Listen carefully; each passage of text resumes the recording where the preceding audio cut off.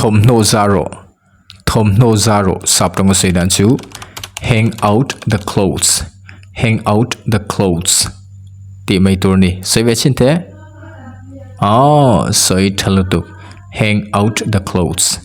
thom no sengro ani chon how to say in English get the clothes in han sei ve chin te sei thaltu get the clothes in ti mai tur ani ka kut ka chil ani chonin how to say in English I slammed my hand ti mai tur ni han sei ve chin te sei thalutuk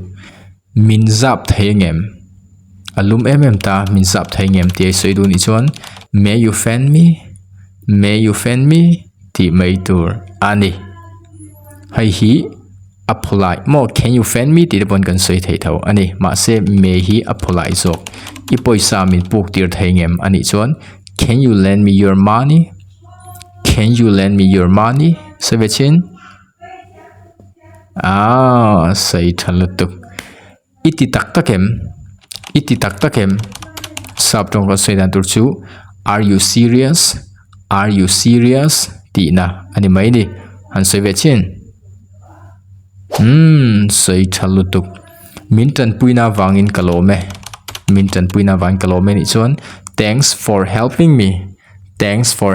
me ti mai tur ani sei ve chin tu nge hril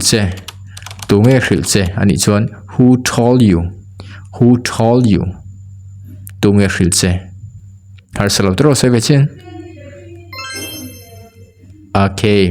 ka du vak lo ani chon how to say in English I am not into it sei ve chin I am not into it ti mai tur ani he tianga sap ṭawng sirna a thlawna ila dong du zel ani chonin ka YouTube channel le ka Facebook page hi min lo subscribe saka min lo follow sak ve tur chen ka som cheni next video kan hule do ne bye bye